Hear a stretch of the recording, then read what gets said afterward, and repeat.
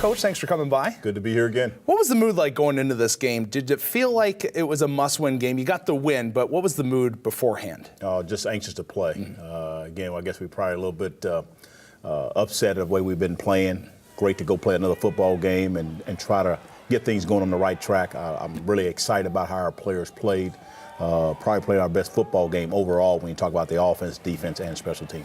Tyrell Maxwell, he's a dangerous quarterback for Gardner-Webb, but you guys held him under his usual yardage, and you also picked him off 3 times. What went so right with that game plan against him? Coaches, our coaching staff there did a fantastic job putting together a game plan. We did a little adjustment. We slowed down things in practice. We did a lot more walkthroughs and trying to make sure everybody understood what they were supposed to do and how they were supposed to do it, the how and the why. And then our players, they did a great job of executing the game plan. They stayed engaged both on the sideline and throughout the game, kept believing that they were going to get the job done. Jeremy Peters, 3 picks in this game. That's awesome. When you look at that, is it just he got into the video room and was doing his due diligence and maybe catching on to a little tendency, or was it just right place, right time 3 times in a row? Well, I think it's both. He did a great job of preparation. And then as you go through the football game, there's kind of some things start happening, some tendencies start showing up. You read a player's route. He kind of read a few things that were going on there. Then Coach Wimberly made a great call as far as a defensive call as far as our coverage, put him in the right place at the right time. And the other thing is, do you make the play? I mean, the ball can be right at you and you don't catch it. So he did the full gamut of things as far as being able to prepare for it, being able to go do his job, and then able to catch the football and then take it in the end zone too. Your team seems to have just the knack of blocking a field goal. But my question is this: how do you pick the personnel when it goes into that decision-making process? How do you know who do you want out in the field?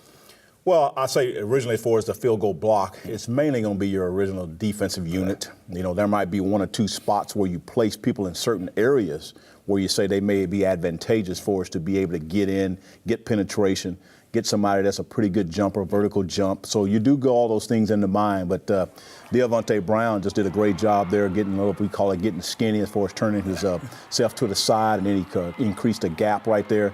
Got his hand up, did a fantastic job. And then Chris Turner, we call it a scoop. He didn't quite get the score part of it, but he did scoop it, and they were to give us a great advantage as far as that. That was a big play in the ballgame. Receivers had another good game for you, but Cephas Reddick, this is a guy that, a walk-on. It seemed like earlier in the year he's getting a couple of looks from Buckshot, but now I'd consider him a threat. How did he get there? Hard work. He believed in his ability. He just said, coaches, just keep working with me, keep giving me a chance, and he's very, very productive. You're talking about 3rd down catches. I think we're going to do a little bit of a recap on that as far as trying to get our self-scout. How many catches had he had as converted for 3rd down? I think he had 3 or 4 in this ball game, but I think if we look at the whole season, I think he's had quite a few. So we can go to 3 or 4 different guys, so it just doesn't have to be an Antonio Gandy-Golden situation there. We got a lot of good receivers. Kyle DeOrmer's doing a fantastic job. Joe Daly's doing some good things there to putting people in the right place so they can execute the game plan to the fullest. We turn our attention now to Duquesne. They've got a couple running backs that can average over 4.5 yards per carry. Is your defensive front 7 going to have their best game of the year? Well, I agree. But again, I think it's also sometimes you have to get a safety involved there because sometimes in a gap. But again, the front 7 definitely got to do some things in that nature. We got to have some good tackling. So everybody got to be in their gap, in the right call, and be in the right gap.